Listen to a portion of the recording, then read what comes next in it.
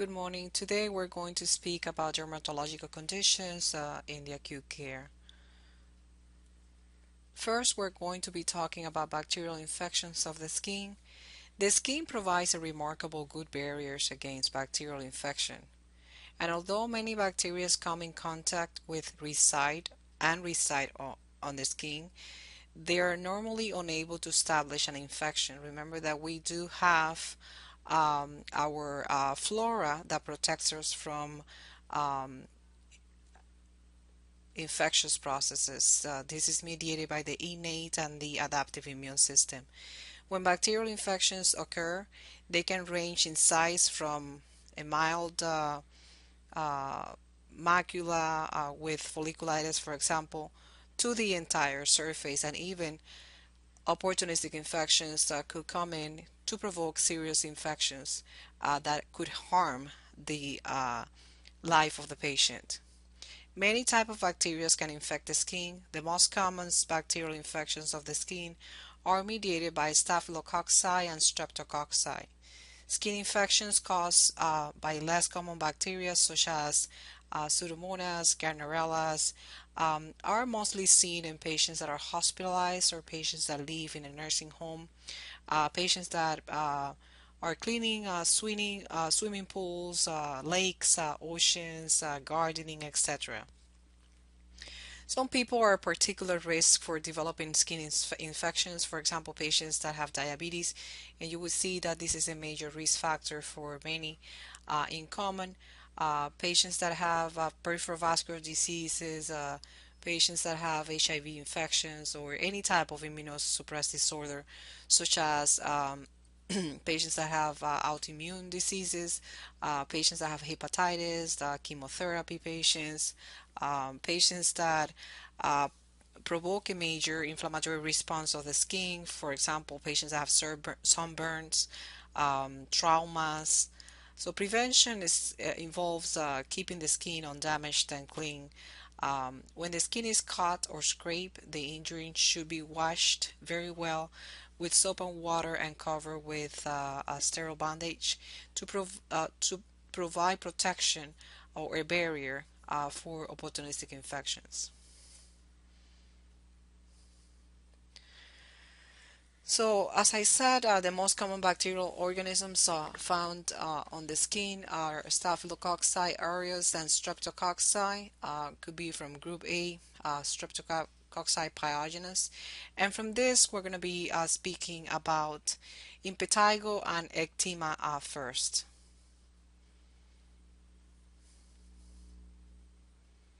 So, Impetigo is basically a vesicular rash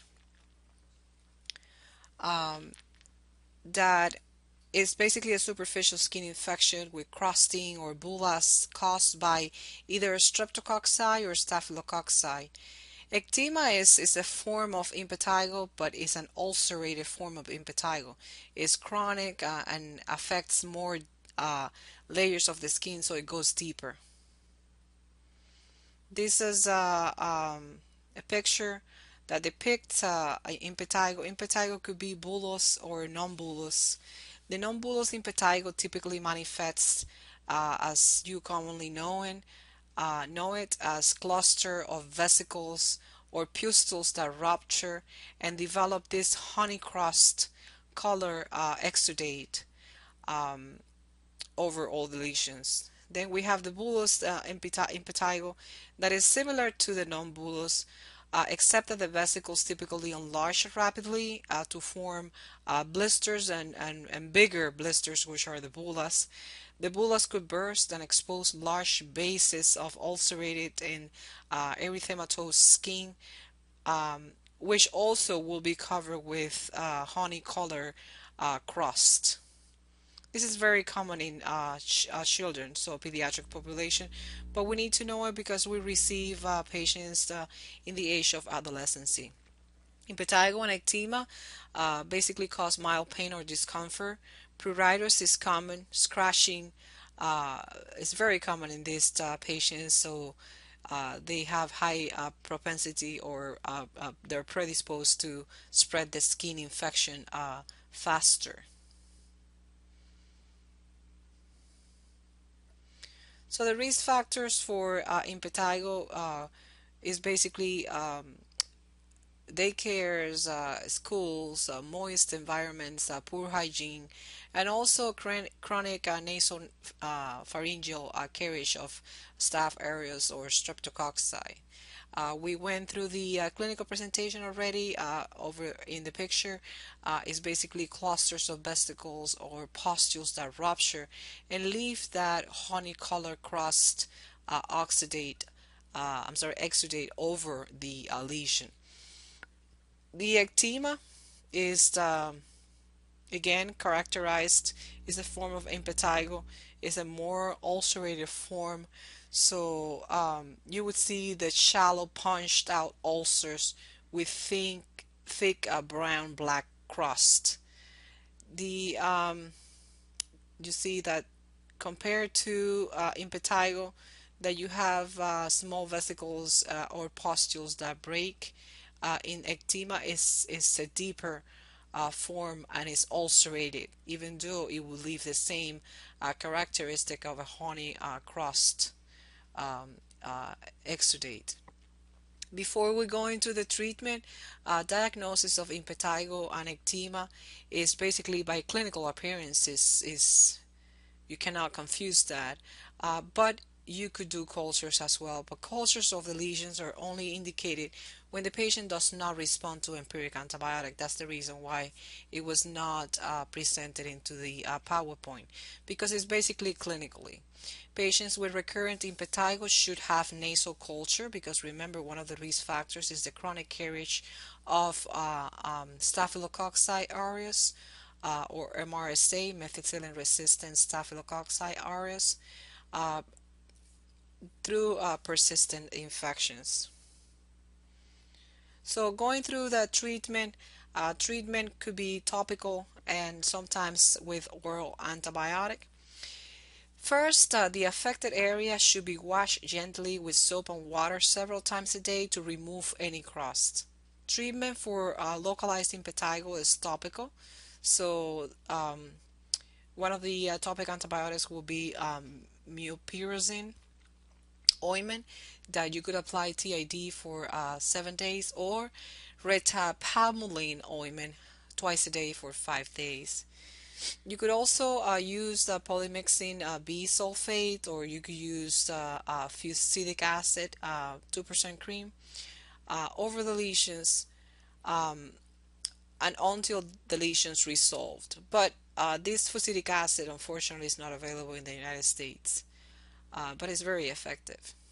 Now, oral antibiotics, for example, diclosoxalin, cephalexin, which is a third generation cephalosporin, or you could use amoxicillin clavulanate or clindamycin. This is misspelled, it's DICLO. It's a little backward. Diclosoxalin. May be needed in patients with extensive or resistant lesions. In addition, you could use clindamycin or erythromycin for patients that are allergic to penicillin or patients that are resistant to the amoxicillin or cephalexin. Um, Remember that clindamycin and erythromycin are only alternative of treatment and is only used if patients are allergic to penicillin, because there is increasing of resistance for the drugs. Use of initial empiric therapies against MRSA is not typically advised unless there is compelling clinical evidence. For example, if the patient has contact with a person who has a documented case of MRSA or a documented outbreak of MRSA, then the treatment is recommended. Um, Treatment of MRSA should be directed by culture and sensitivity, but typically and empirically, you could start with clindamycin, Bactrim DS, which is trimethoprim sulfamethoxazole, or doxycycline, which are the effective therapy for most strains of community-associated MRSA.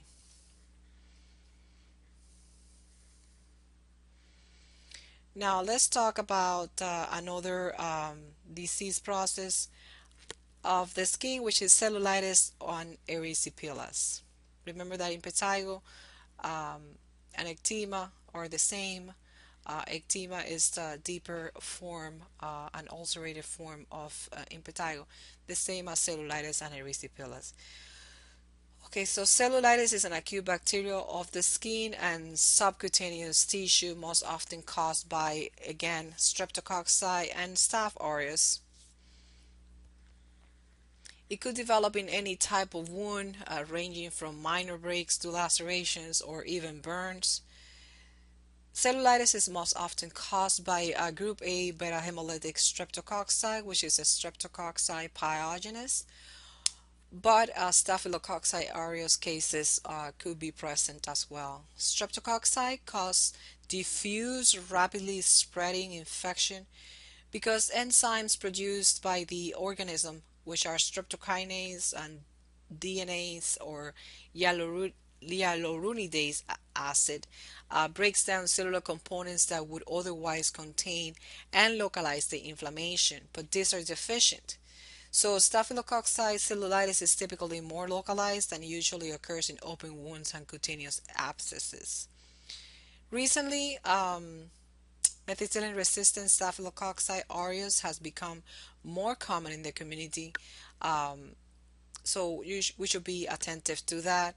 Um, Historically, MRSA was typically confined to patients who were exposed to the organism in the hospital or nursing facility, but nowadays we are seeing more and more patients with community-acquired cellulitis with MRSA as well, not hospitalized, not in nursing homes or any confined area.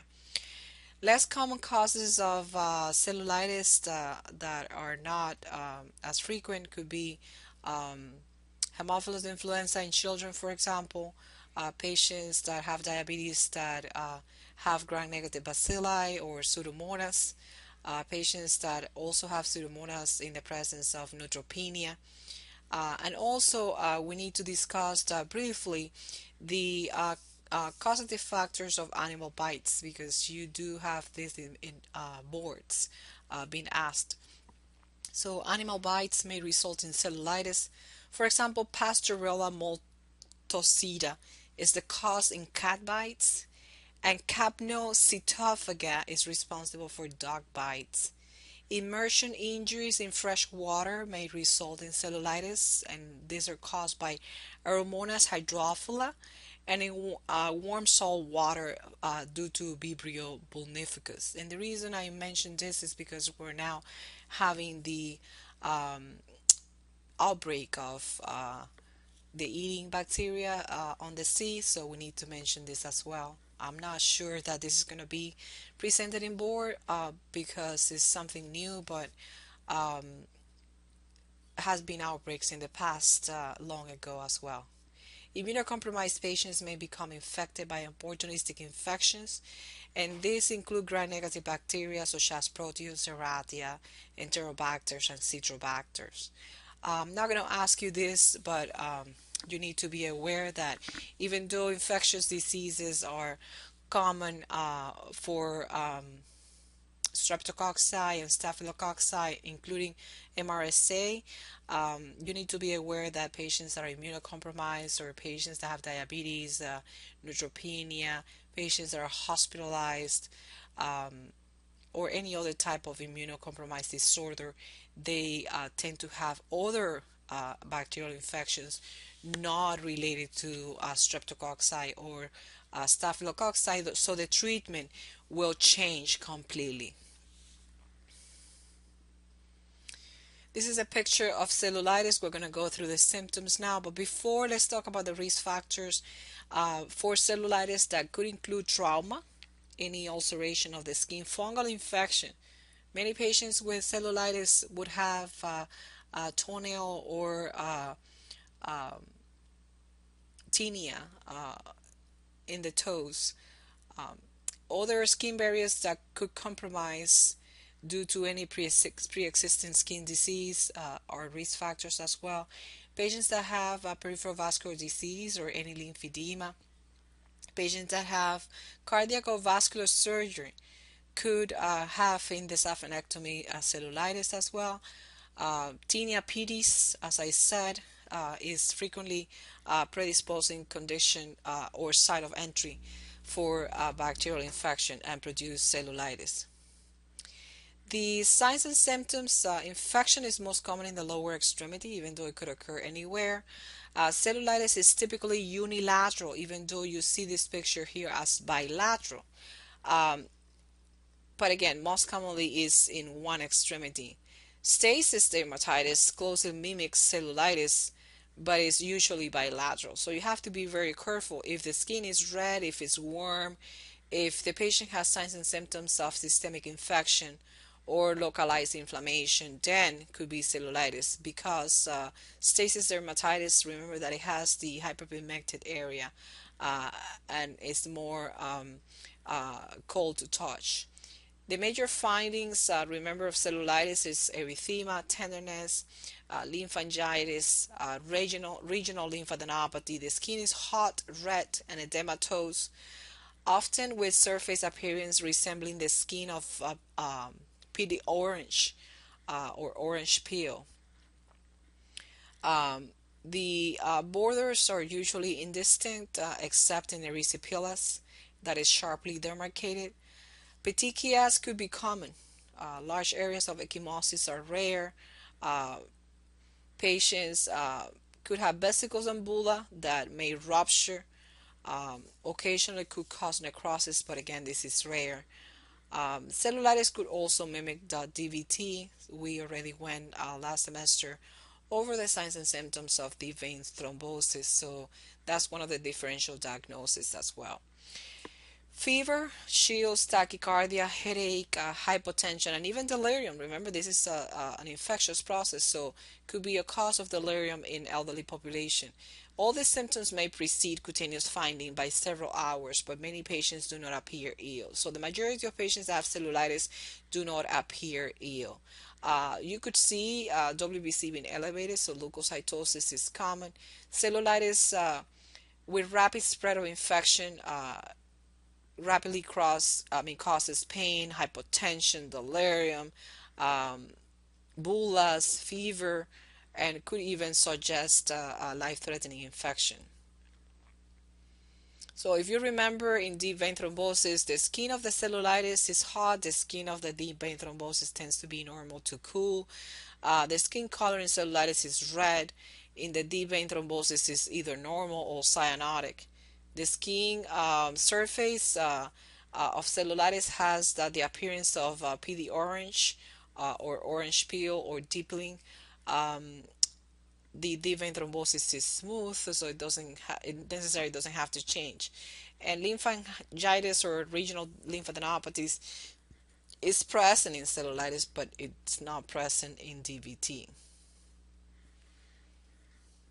Diagnosis is basically by clinical appearance or cultures for immunocompromised patients.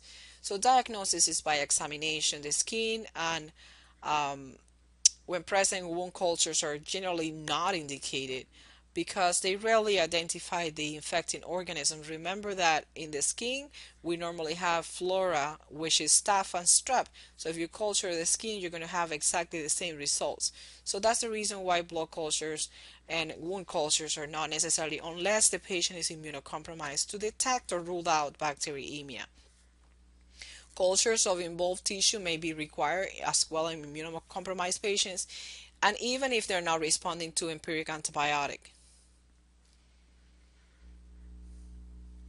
So the treatment is basically with antibiotic. When prevalence of local skin pathogens is known, so if you already have a culture, should be directed against, of course, the culture and sensitive that is obtained. Or otherwise, it has to be based on empiric on the most prevalent bacterial infection, which is strep and staph. Unless, of course, the patient is not responding to treatment or the patient is immunocompromised, you have to think about other bacterial infections, such as, again, Haemophilus, Pseudomonas, etc. Oral therapy is usually adequate, so you could start with dicloxacillin. It's more or less the same as Impetigo. Uh, 250 milligrams or cephalexin 500 milligrams QID for mild infections. You could also use levaquin 500 milligrams daily, or another fluoroquinolone, which is moxifloxacin 400 milligrams once a day. For patients who are unlikely to adhere to multiple daily dosage schedules, however, bacterial resistance to fluoroquinolones are becoming more and more prevalent. What about patients that have allergic to penicillin? Clindamycin 300 to 450 milligrams TID, or you could use a macrolide such as clarithromycin or azithromycin as alternatives. Now, initial use of empiric therapy against MRSA is not recommended, the same thing I said on Impetigo, unless risk is particularly high. So contact with a person who has documented case, exposure to a documented outbreak, or cultures documented locally that there's a high prevalence of MRSA, then you should think about it. In high risk cases, you could use, for MRSA, you could use Bactrim DS, again, the trimethoprim sulfamethoxazole. And here is like 160 milligrams of trimethoprim with 800 milligrams of sulfamethoxazole BID, or clindamycin 300 to 450 TID, and doxycycline 100 BID, a reasonable outpatient empiric treatment for MRSA. Now, what about for serious infections? And what are the serious infections? Remember, cellulitis normally is not associated with any systemic manifestations, only leukocytosis and the local signs of redness, erythema, worm, etc. If you do have the symptoms of fever, hypotension, tachycardia, headache, if the patient has delirium, the patient appears ill, intense pain, those are serious infections. Or if the patient is hospitalized, then instead of giving the dicloxacin or cephalexin, you should target your treatment for IV instead of PO. And this will be with oxacillin or nafcillin or any third generation cephalosporin such as cefazolin. For penicillin allergy patients or patients that you suspect with MRSA, remember we gave the option of PO, which is the trimethoprim sulfamethoxazole, Clinda or doxycycline. But for patients that require IV would be vancomycin, Cyvox, which is linezolid, or daptomycin. Now, cellulitis in a patient with neutropenia, you have to think higher because that requires anti-pseudomonal coverage, and you could use, for example, sozin, you could use tobramycin. Patients with either human bites or cat bites or dog bites, you could use as an outpatient amoxicillin clavulanate. If allergic to penicillin, you could use fluoroquinolones plus clindamycin or trimethoprim sulfamethoxazole. And have that in mind because this is asking more over and over, so it's going to be a possible question for you. So animal bites, human bites. Remember, in human bites, you also should screen the patient for HIV as well. So wash the wound very thoroughly with irrigation of saline, and treat the patient with amoxicillin clavulanate, or if the patient is allergic to penicillin, you could use fluoroquinolone plus clindamycin or Bactrim DS by itself.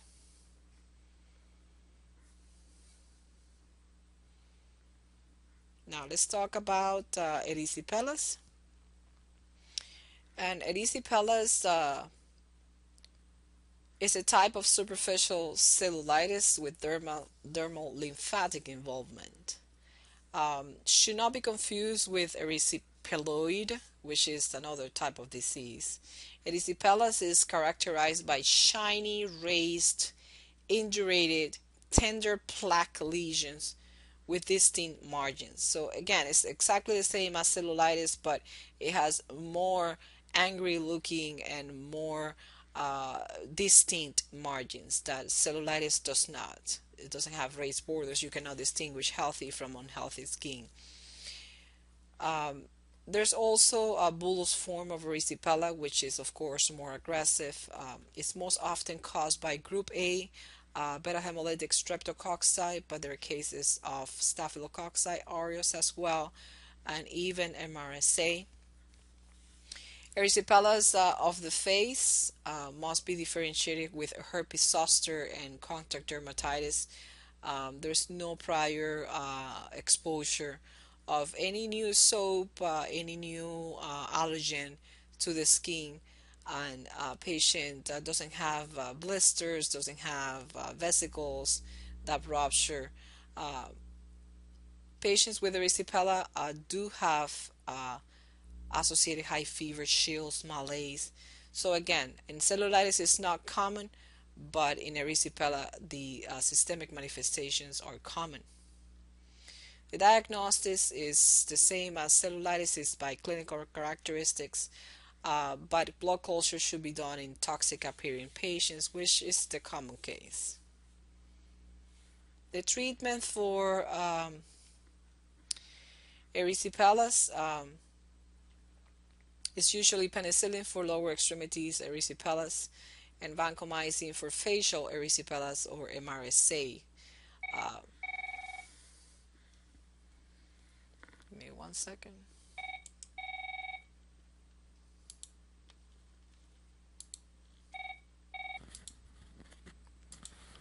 So the treatment of choice of lower extremities erysipelas is penicillin V, 500 milligrams POQID for 2 weeks or more. In severe cases, penicillin G, 1.2 million units IV Q6 hours is also indicated, which of course you could replace with oral therapy after 48 hours. So you could start the penicillin G and then in 48 hours change it to penicillin V, which is the oral form. An alternative parenteral therapy that could be used is ceftriaxone or cefaxilline. Um, if you're suspecting staphylococci, you could use any type of tetracycline, dicloxaxylene, or you could use, for example, doxycycline. Erythromycin is used in patients that are allergic to penicillin, but remember that there is a growing microlide resistance in streptococci. In patients that are resistant to this antibiotic, you could have alternative of treatment, which are cloxacillin or nafcillin. Remember that if you suspect facial erysipelas or MRSA, vancomycin 1 gram IV is the best choice. Now let's continue with the other disease process. Most likely we have to divide this presentation in half since there's many slides. Let's talk about hidradenitis suppurativa. This is what you could get on your armpits with shaving or deodorant. It's current thought to be a chronic inflammatory condition.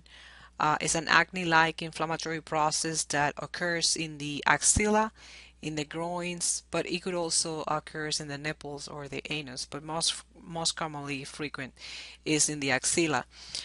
Due to the inflammatory hair follicle that is associated with other structures being blocked as well by deodorant or shaving. Follicular inflammation and subsequent occlusions lead to rupture of the follicle and develop abscesses and even sinus tract and scarring. Patients could have swollen tender masses as well that resemble abscesses, pain, fluctuant discharge. Even sinus tract could be characteristics of chronic infections as well. In chronic cases, bacterial infections may occur, but it's not as common. Now, the diagnosis is again by clinical evaluation. It has many stages, but the most common stage is stage 1, which is the multiple single papules and pustules that are under the armpit that are very painful. And again, it's by either blockage of the hair follicles by deodorants or the shaving process. But it could go up to formations of abscess, sinus tract, and even formation of scarring. The treatment for this condition is mostly local, topical. So you could use clindamycin or even intralesional corticosteroids if it's very painful. Uh, Longer courses, if the patient has associated abscesses and even sinus tract, you could use tetracycline. Um, or doxycycline, which is the family. Minocycline is a family of the tetracycline as well. Erythromycin is, for example, another choice as an alternative. Um, for stage 3, formation of abscesses and sinus tract, medical and surgical therapy should be indicated because there's no way that oral antibiotics and topical would get rid of the abscesses and sinus tract. In addition, you could use immunomodulators such as Inflimax, or you could use Accutane as well, or Retin-A. Same treatment for acne. Now, adding anti-androgen therapy could also be indicated, so you could tell the patient to start taking oral contraceptive pills or um, any type of spironolactone, which is a diuretic, or finasteride that could be helpful as well to reduce the pain and abscesses, but it is insufficient for infectious control. Now let's talk about necrotizing fasciitis. It's a serious infection of the subcutaneous tissue and fascia. It's caused by a mixture of aerobic and anaerobic organisms that basically cause necrosis of subcutaneous tissue and the fascia. This infection most commonly affects extremities and the perineum. Affected tissues could become red, hot, swelling, resembling a cellulitis, but the pain is out of proportion of clinical findings. Without timely treatment, the areas could become gangrenous. Patients are acutely ill. Etiology of the necrotizing fasciitis typically result from infection again of streptococci pyogenes or the combination of aerobic and anaerobics, for example, bacteroids. These organisms typically extend to the subcutaneous tissue from contiguous ulcer or trauma. Streptococci can arrive from a remote site of infection as well, so the patient could have bacteremia and then develop Fournier gangrene that you already had in your prior class, which is the involvement of the perineum. It's usually a complication of recent surgery, perirectal abscesses, periurethral gland infection, or retroperitoneal infection that could result from a perforated abdominal viscera as well, or patients that have diabetes. So the pathophysiology, before we go into the symptoms and diagnosis, is basically tissue ischemia by widespread occlusion of subcutaneous vessels. So the vessels occlude, results in skin infarction and necrosis, which facilitates the growth of obligated anaerobic bacteria, which in this case bacteroids, while promoting anaerobic metabolism could result in gangrene, if you remember the Krebs cycle. Anaerobic metabolism produces hydrogen and nitrogen, produces lactic acid as well.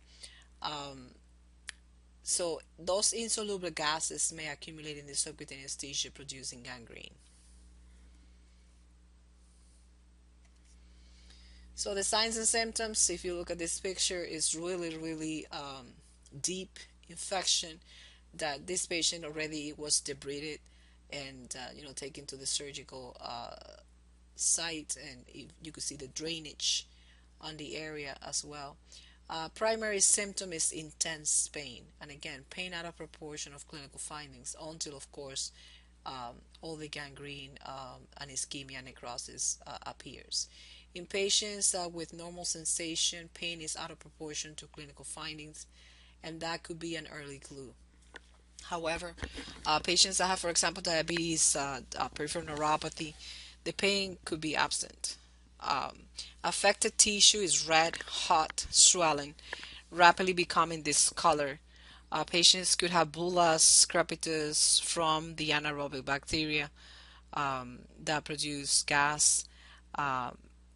Gangrene develops then subcutaneous tissue, including the fascia, necrocytes, with widespread undermining of the surrounding tissue. Muscles could be spared initially, but then they're involved. Patients eventually are acutely ill with high fever, tachycardia, altered mental status, delirium, hypotension. Patients may be with bacteremia or sepsis or septic shock that requires aggressive hemodynamic support.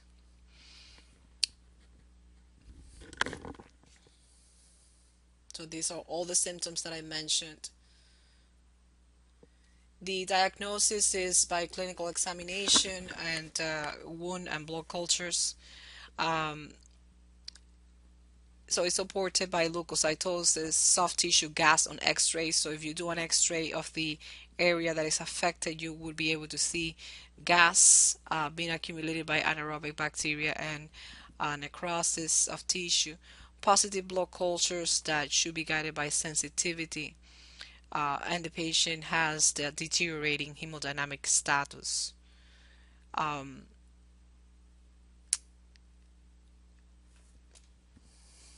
Prognosis, of course, is poor. Mortality is about 30% if you don't diagnose it on time. Um, and of course, is as well as high if you don't provide an adequate surgical debridement. That worsens the prognosis. So the treatment is basically, again, surgical debridement, antibiotics, and even amputation of the extremity if it's necessary. Of course, I show you the picture on the face. In this case will be the debridement. You're not going to amputate the head. But if it's an extremity, if it's not getting better, you should amputate the extremity. So treatment of early necrotizing fasciitis is surgically primarily by debridement. It should not be delayed by diagnostic studies. You should start debridement first if you even suspect that disease process. IV antibiotics as an adjunct and usually includes 2 or more drugs, but the regimen vary depending on, of course, the grand stain and culture and sensitivity. Penicillin, 4 million units Q4 hours combined with clindamycin or ceftriaxone with penicillin is the best choice. Evidence of bulla, ecchymosis, crepitus, or even systemic infection requires immediate surgical exploration and debridement.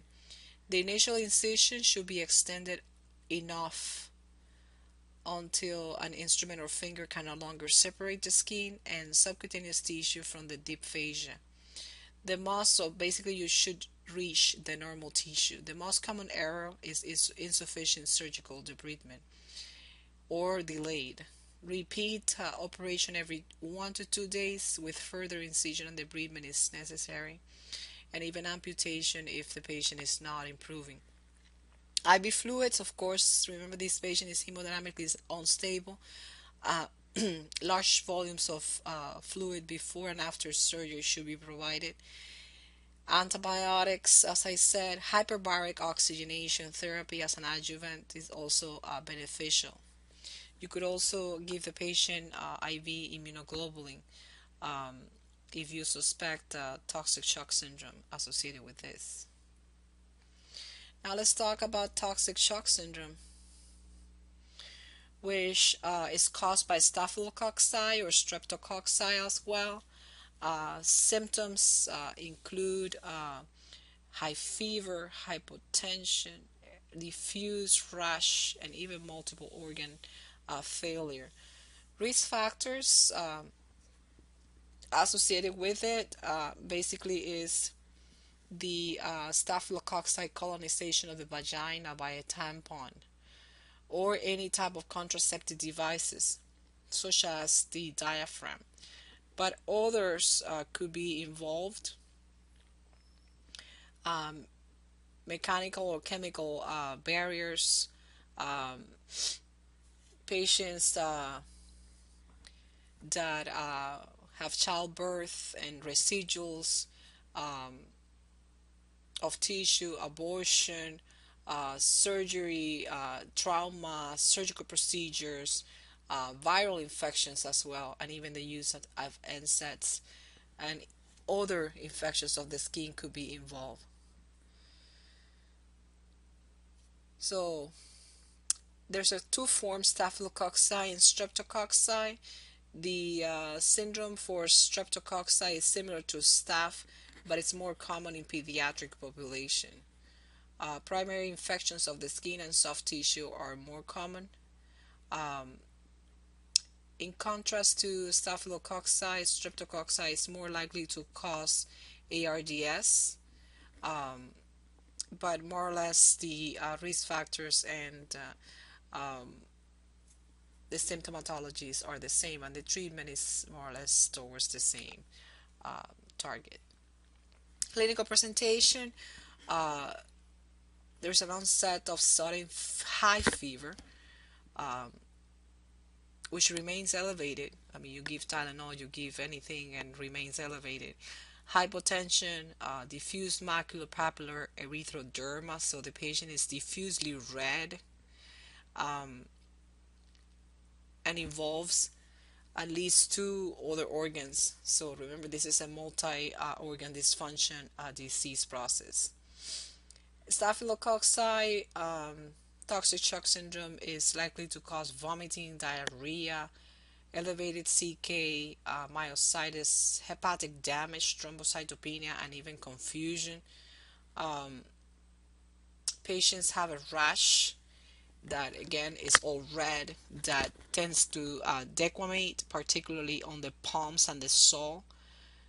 And this happens between the third and the 7 days after the onset of the general symptoms that we discussed.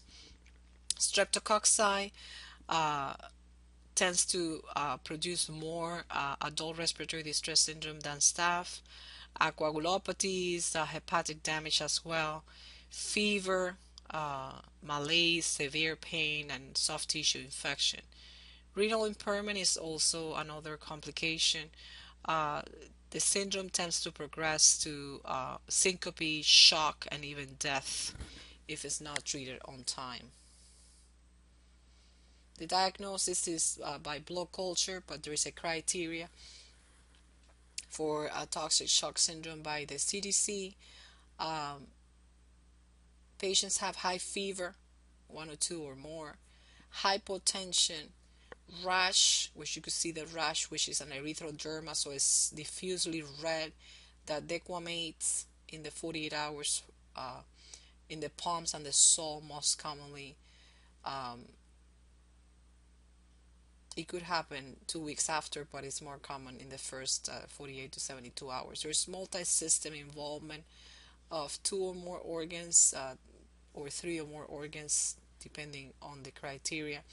And you could see the organ involvements there: diarrhea, vomiting, myalgia, CPK elevated, vaginal, oral, pharyngeal, or conjunctival hyperemia, renal failure, hepatic failure, thrombocytopenia, and involvement of the CNS by delirium, altered mental status, even syncope episode.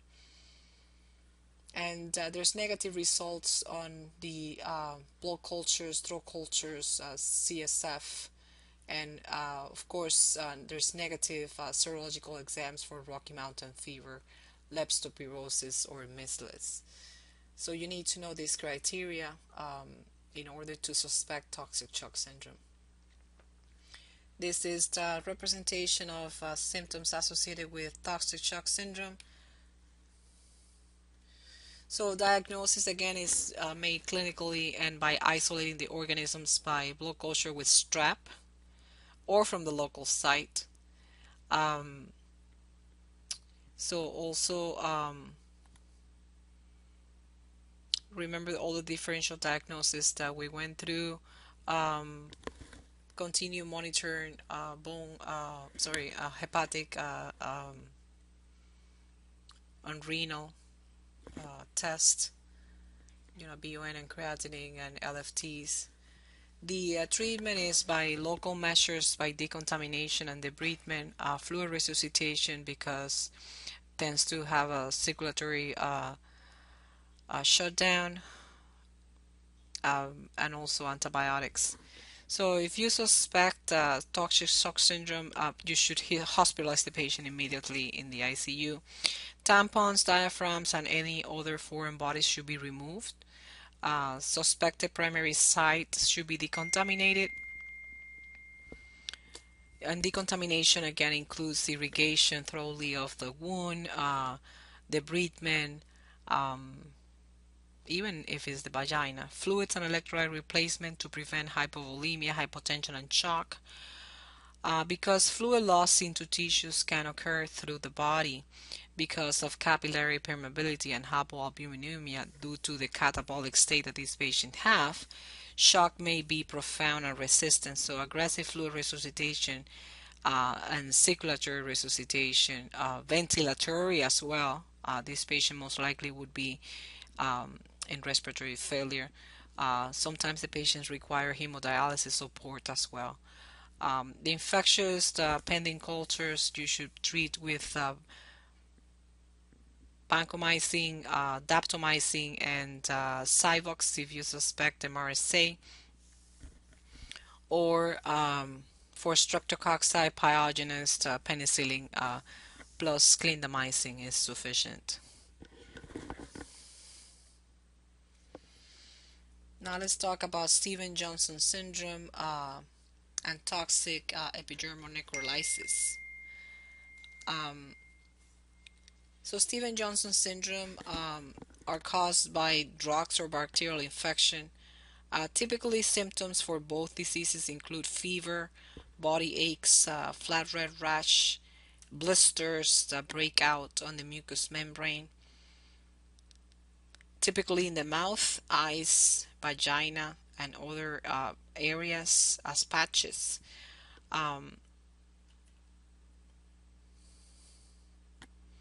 So the risk factors for these patients, most of the time these patients have an underlying autoimmune disease such as lupus. And it's very common in the burn units. You could see this patient being treated in the ICU in the burn units. Patients, for no reason, is very common that they are exposed to sulfa drugs, anti-epileptics or anti-seizure medication, and other antibiotics. But the sulfa drugs is more and more common. Again, this is a severe cutaneous hypersensitivity reaction. This is the super antigen, if you remember in pathophysiology. Drugs, especially sulfa anti-seizures, are most common. Macules that spread rapidly and coalesce, leading to epidermal blistering and necrosis. Is the major presentation. Actually 50% or more is sulfa. Clotrimazole, sulfasalazine, antibiotics such as aminopenicillin, ampicillin, amoxicillin, fluoroquinolones, and even anti-seizure medications. The exact mechanism is unknown. However, there are theories that hold that altered drug metabolism, failure to clear reactive metabolites in some patients trigger a T cell mediated cytotoxic reaction to drug in the keratinocytes, which is the skin. So CD8 T cell have been identified as an important mediators of blistering.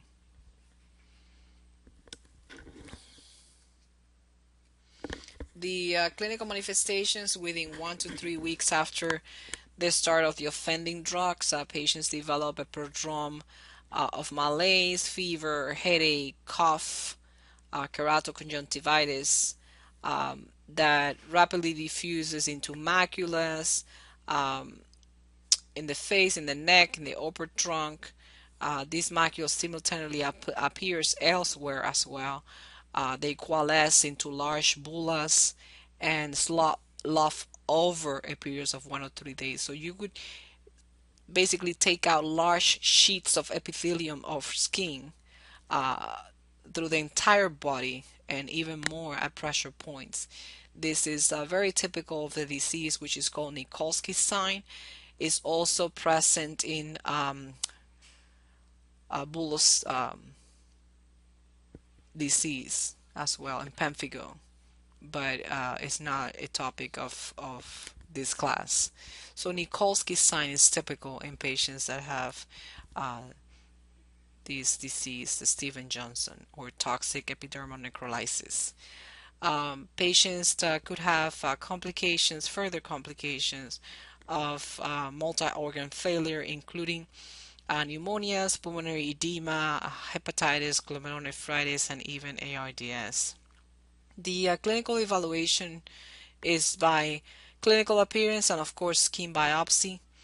And patients should be treated again in the ICU in the burn unit and being referred to rheumatology, because remember, these patients most of the time they tend to have an autoimmune disease. Look at the tissue. So again, remember, macules in target configuration. So if you see these lesions, they tend to be like a target form. Look at the target form, that they coalesce and form large bullous that break, and then you see the pieces of large skin that slough off due to necrosis. So the treatment is supportive care in the burn unit, in the ICU, plasma exchange or IV immunoglobulin, IgG. Um, Treatment is more successful when it's recognized early, and uh, this patient has to be referred to an ophthalmologist, um, to rheumatologists as well, and of course a lot of fluid and electrolyte replacement. Now let's talk about other infectious process bacterials. In this case, we have folliculitis, furuncles, carbuncle. Um,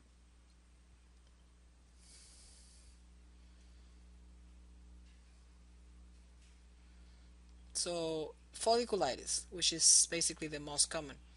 Folliculitis is no more than an infection of the hair follicle by Staphylococcus aureus. This is the ingrown hair. Um, but it could occur also by Pseudomonas when it appears in hot tubs. So if you immerse constantly in hot tubs, there is Pseudomonas aeruginosus in there. Um, that if you don't clean properly the jacuzzi, you could obtain a folliculitis from Pseudomonas or other organisms. Symptoms of folliculitis are basically from a mild pain, irritation. Um, you have a small papule or pustule um, over an inflammatory nodule surrounding the hair follicle. So you could see the like a pimple, but with the hair in the middle. Infected hairs easily fall out, but new papules tend to develop. Sometimes the hair grows inside the skin that cause chronic irritation and inflammation. Diagnosis is clinical, so you can see here that you have pustules, which is no more than papules with pus inside, yellow discharge, and if you look closely, there is the hair in the center. So the treatment is basically topical and trying to remove the offending agent, which is the hair. In this case, because most folliculitis is caused by Staph aureus, clindamycin gel is typically enough. You could use benzoyl peroxide, 5% wash, that is also used in acne. Extensive involvement of folliculitis. You could use systemic therapy such as cephalexin. If you suspect MRSA, you could use Bacterial DS, doxycycline, or even clindamycin. Remember, for hot tub folliculitis, since it's Pseudomonas, adequate chlorination of the hot tub is necessary to prevent recurrent infections. Now, furuncles and carbuncles, which are kind of like similar to folliculitis but more advanced. For example, furuncles, which are the boils, are skin abscesses caused also by staph, which also involve the hair follicle, but it could involve surrounding tissue. The carbuncles is a group of furuncles that are connected subcutaneously, causing a deep suppuration and scarring. So this is a boil. So you could have folliculitis that could convert into a furuncle. So it's more inflamed, more pus, more surrounding tissue being inflamed, and multiple furuncles could develop a carbuncle. So it's a cluster of furuncles connected.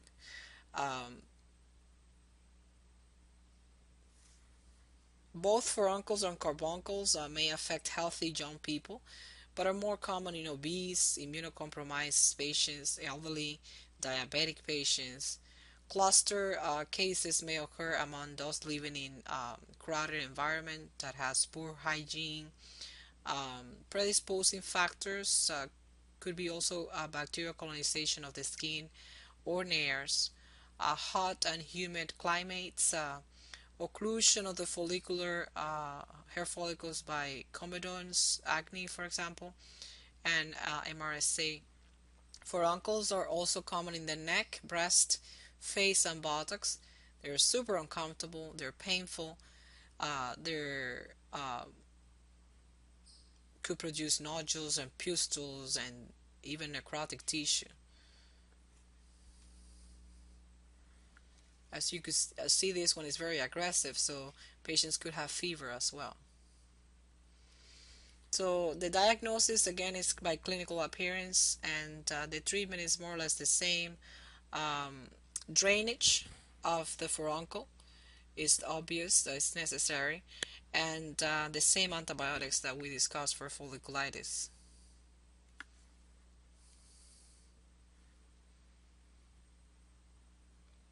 Now, let's talk about viral infection, and I think we will have to stop right here because otherwise it's going to be a big video for posting. So we discussed in sexual transmitted diseases the herpes simplex. So today what we're going to discuss is the herpes zoster or shingles. This is an infection that results from varicella zoster, a virus that reactivates from its latent or latent state in a posterior dorsal root ganglion. You know, the symptoms basically begin with pain along the affected dermatome distribution and is followed by 2 to 3 days of vesicular eruption. So, chickenpox and herpes zosters are caused both by varicella zoster, which is the herpes virus, Chickenpox is the acute invasive phase of the virus, and herpes zoster shingles represents the reactivation of the latent phase. Herpes zoster inflames the sensory root ganglia, the skin of the associated dermatomes, and sometimes the posterior and anterior horns of the gray matter.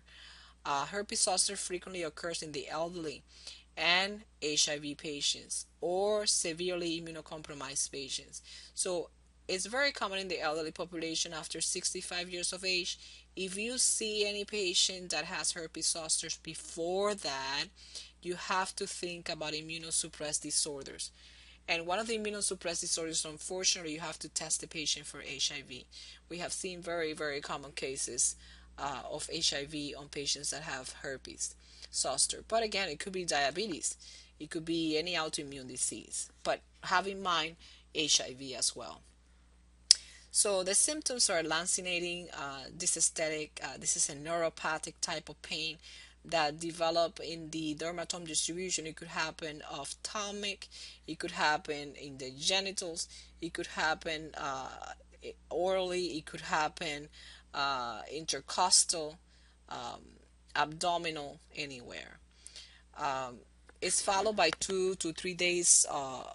After 2 to 3 days of the pain and burning of a rash, there are crops of vesicle on an erythematous base. The site is usually one or more adjacent dermatomes in the thoracic or lumbar region. Lesions are typically unilateral, so it's completely wrong saying that it crosses the midline. The site is usually hyperesthetic, so very painful, severe pain. Lesions usually continue to form about 3 to 5 days. Herpes zoster may disseminate to other regions of the skin and to the visceral organs in immunocompromised patients, but it's not the norm. Fewer than 4% of patients with herpes experience another outbreak, but again, it's commonly only once. Uh, Many, particularly the elderly, have persistent or recurrent pain in the involved distribution, which is called postherpetic neuralgia, which may persist for months, years, or even permanent. Infections in the trigeminal nerve is particularly likely to lead to severe persistent pain. The pain of postherpetic neuralgia may be sharp or intermittent or debilitating. The diagnosis is suspected again by clinical presentation, is typical in a dermatome distribution. Diagnosis is usually based on the actual rash. But if the diagnosis is equivocal, you could do a viral culture by detecting multinucleated giant cells or SANC test, which could confirm. But remember, this is a herpes virus, so herpes simplex could be positive for SANC test as well. Treatment is basically symptomatic and antivirals. Wet compresses are soothing, but systemic analgesics are often necessary. Treatment with oral antiviral decreases the severity and duration of the acute eruption, the incidence of postherpetic neuralgia, and also the incidence of serious complication in immunocompromised patients. So treat the patient as soon as possible. During the prodromal state is better if you're able to recognize that this is a breakout of herpes. Uh, you could use fanciclovir 500 milligrams TID for 7 days, or you could use valacyclovir 1 gram TID for 7 days, or you could use acyclovir as well, which is the most common, 800 milligrams 5 times a day for 10 days. Corticosteroids do not decrease the incidence of postherpetic neuralgia. It's being used, but it doesn't decrease it. For less severely compromised patients, you could use the same fanciclovir, valacyclovir, and acyclovir, lower dosages. Um, Now, how do you manage post-herpetic neuralgia? Um, it's basically difficult, but you could use gabapentin, you could use antidepressant. Remember the SSRIs and TCAs, they're highly recommended for that. Um, Again, you could use methylprednisolone, but it's not going to change the course um, of the pain. Now, let's talk about other types of viral infection, which are the warts, and this is produced by papillomavirus, uh, mostly present in immunocompromised patients, um, such as children. Children, they do not have a good innate and adaptive immune system well developed, so they have these lesions very common. They're usually self-limited, um, but trauma and macerations could facilitate the spreading. They're sharply demarcated, rough, round, irregular, firm, uh, that have a cauliflower appearance. It's more or less the same as the warts that appears in the genital area, and the treatment is exactly the same with salicylic acid or podophyllene, um, and other cryosurgery, which is the liquid nitrogen, or curettage or excision or laser. You could use that as well. Okay, we'll leave it right here, and this is going to be part of the second presentation because otherwise it won't fit in YouTube.